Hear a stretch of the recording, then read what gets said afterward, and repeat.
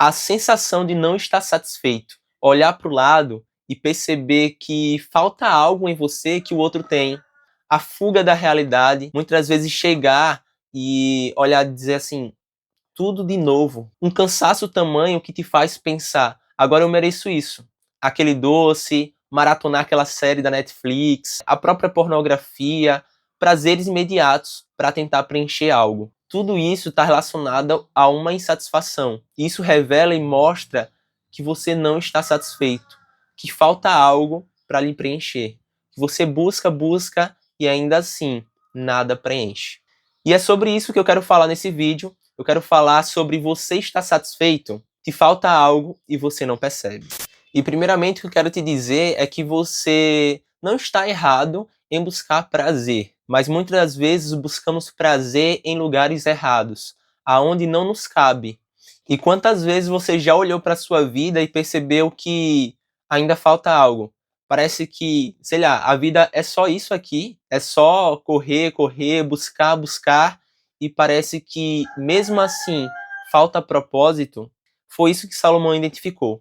Salomão foi aquele cara que teve bastante sabedoria, teve riqueza, posses, pôde desfrutar do bom e do melhor dessa terra.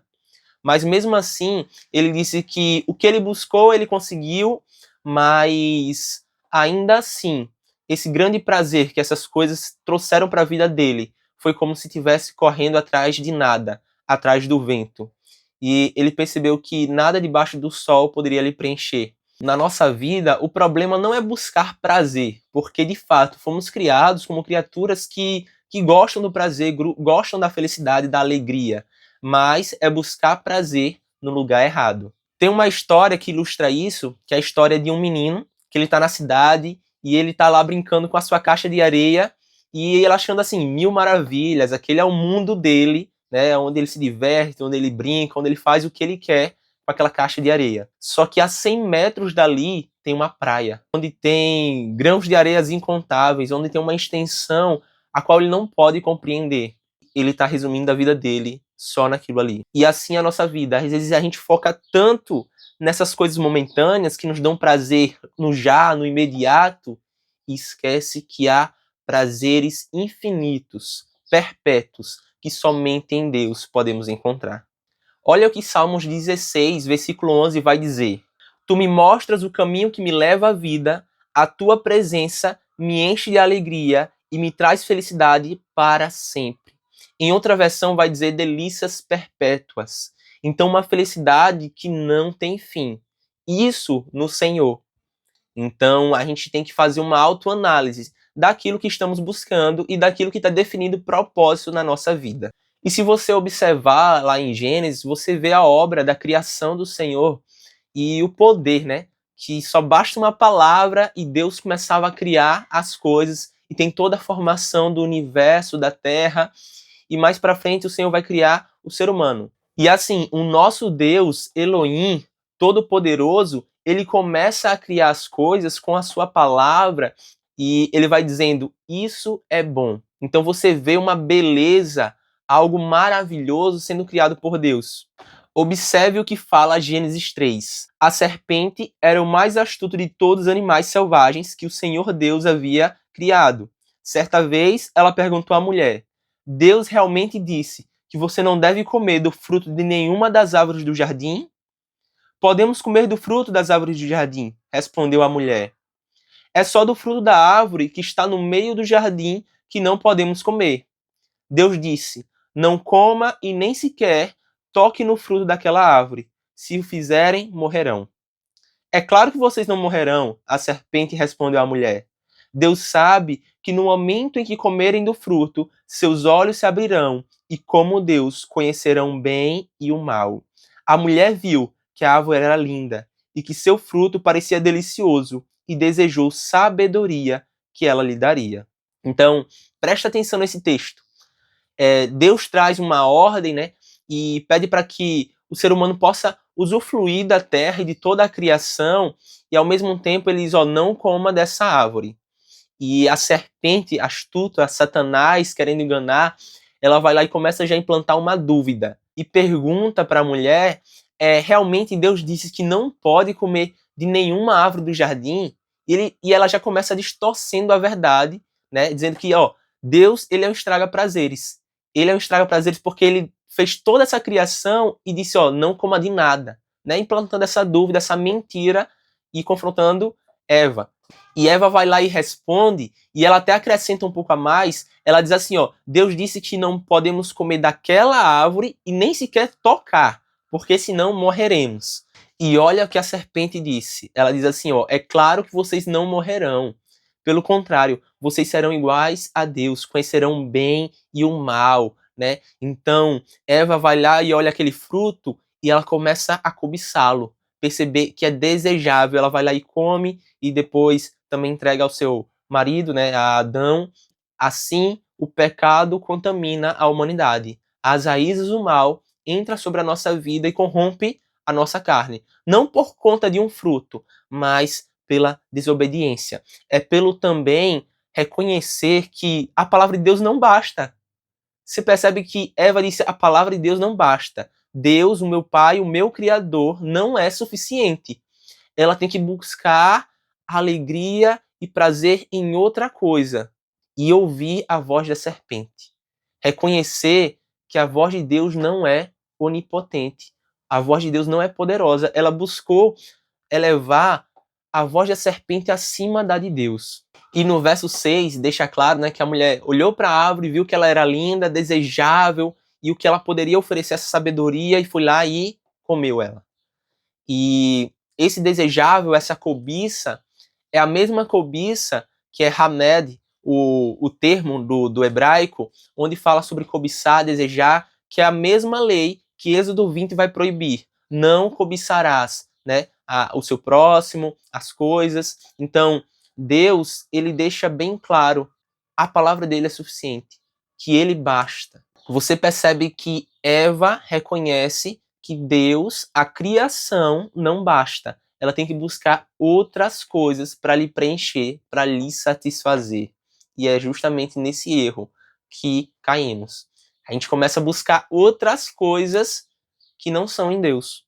Naquilo que é bom, naquilo que Deus faz, que é maravilhoso, a gente começa a ir para outros lugares. E tem a história do colecionador de peças, que é um homem que vive numa mansão e ele percebe que a sua vida é como se fosse um quebra-cabeças de 1000 peças, onde falta exatamente a peça central. E ele tenta de diversas formas buscar essa peça que possa lhe preencher, completar esse vazio. E ele começou a construir peças para que pudesse substituir justamente essa que estava faltando. E a primeira foi uma peça de ouro, onde ele começou a acumular riquezas e fartura e tudo do bom e do melhor. E até parecia que essa peça encaixava por um momento, mas ele percebeu que o ouro era frio e não serviria naquele lugar. E a outra peça que ele construiu foi uma peça da comparação. Ele olhava para o vizinho e dizia assim: eu preciso do que ele tem. Tá faltando justamente o que aquela pessoa tem. E ele conquistava até aqueles bens ou aquilo que ele admirava tanto na vida daquela pessoa, aquilo que ele cobiçava.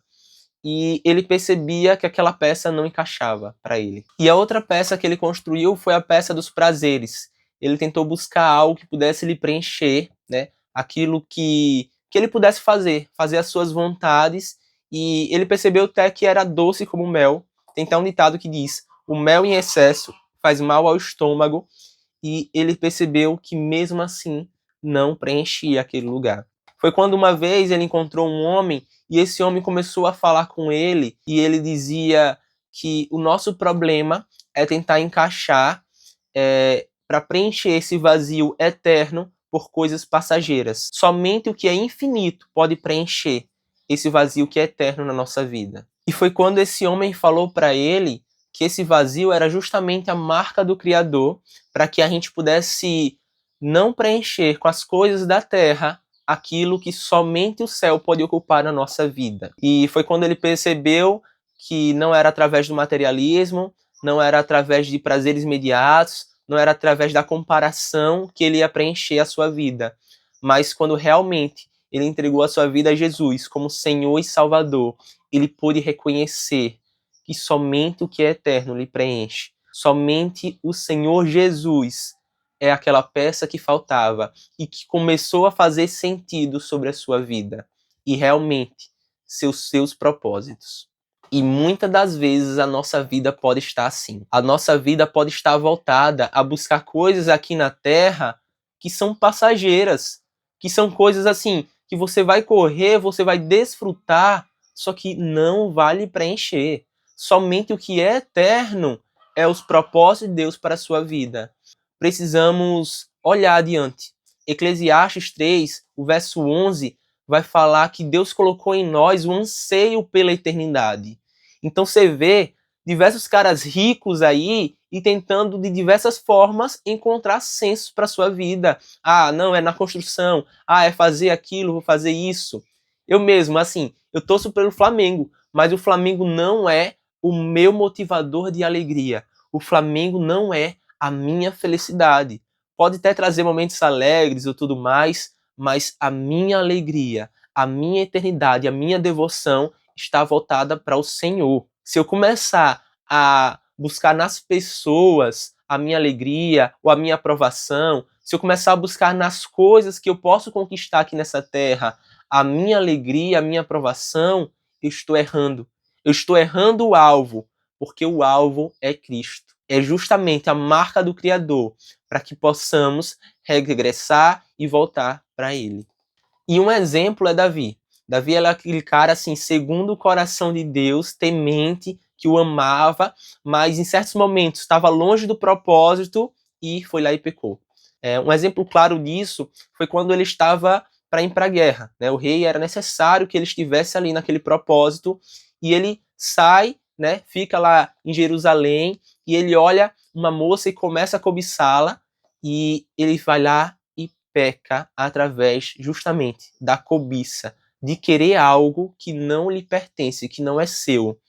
E mais para frente a gente vai ver no texto, 2 Samuel, que o profeta Natan chega e questiona a Davi. Ele traz essa indagação, ó, tinha um homem, era um homem rico, e ele recebeu um visitante, ele tinha diversas posses, diversas ovelhas, ele foi lá e pegou a ovelha de um rapaz que só tinha uma, tinha aquela ovelha como tão estimada, como tão querida, matou ela e entregou ao seu visitante. Davi ficou revoltado com aquela situação, como um cara que tivesse diversas coisas, diversas riquezas, foi lá e pegou aquela uma de outra pessoa. Davi era aquele cara que pecou porque buscou o caminho errado, cobiçou o que não era seu, fugiu dos propósitos do Senhor e buscou contentamento onde não era. Na nossa vida, o erro não é buscar prazer, mas realmente é buscar prazer no lugar errado, naquilo que não nos satisfaz, mas devemos se voltar para o Senhor. E a forma com a qual podemos buscar realmente estar satisfeitos no Senhor é contemplando a sua beleza. Paulo foi o exemplo assim daquele cara que em toda e qualquer situação ele buscava se voltar para o Senhor, reconhecer que ele era o único. Ele teve um encontro com o Evangelho e ele pôde perceber que nada disso poderia ser comparado com a glória de conhecer a Cristo. Então, mesmo na prisão, mesmo sendo perseguido, mesmo perdendo a sua vida, ele pôde reconhecer que nada daquilo era importante. Pelo contrário, aquilo era inútil, era como se fosse esterco, perca, né? Como nada comparado com a glória de conhecer a Jesus Cristo. Devemos fazer como Paulo, em toda e qualquer situação, né, na escassez, na abundância, devemos ser gratos e temos completa satisfação em Jesus Cristo. E uma outra forma de estar satisfeito é através da contemplação com a palavra de Deus. Olha o que Salmos 1 vai dizer. Feliz é aquele que não segue o conselho dos perversos, não se detém no caminho dos pecadores, nem se junta à roda dos zombadores. Pelo contrário, tem prazer na lei do Senhor, e nela medita de dia e noite. Ele é como uma árvore plantada à margem do rio, que dá seu fruto no tempo certo. Suas folhas nunca murcham, e ele prospera em tudo que faz. O mesmo não acontece com os perversos. São palha levada pelo vento, serão condenados quando vier o juízo. Os pecadores não terão lugar entre os justos. Pois o Senhor guarda o caminho dos justos, mas o caminho dos perversos leva à destruição. À medida que conhecemos Ele, como o próprio texto fala, meditamos na sua palavra de dia e de noite, vamos conhecendo a Cristo. E é uma beleza e é um prazer que não tem fim. E devemos fazer isso, meditar na palavra do Senhor de dia e de noite e buscar nele a nossa satisfação. É você entender que tudo pode desmoronar, tudo pode estar sendo ruim aos seus planos, mas você tem quem confiar. Jesus Cristo é o centro da sua vida. Você sabe que tudo que possa acontecer aqui nessa terra não será comparado a estar diante dele. Então, comece a ressignificar os propósitos da sua vida. O que realmente está lhe trazendo satisfação? São as coisas dessa terra ou são as coisas de Deus? Você realmente está satisfeito ou lhe está faltando algo? Está faltando uma peça na sua vida? Eu quero dizer para você, essa peça é Jesus. E cada vez mais ele possa ser o seu exemplo. E cada vez mais você possa se deleitar na presença do Senhor e saber que nele há felicidade e alegrias perpétuas, delícias eternas, onde o mundo não pode oferecer. A sua satisfação tem que estar no Senhor Jesus. Então que possamos cada vez mais carregar a nossa cruz e seguir a Jesus. Que Deus abençoe e até o próximo vídeo.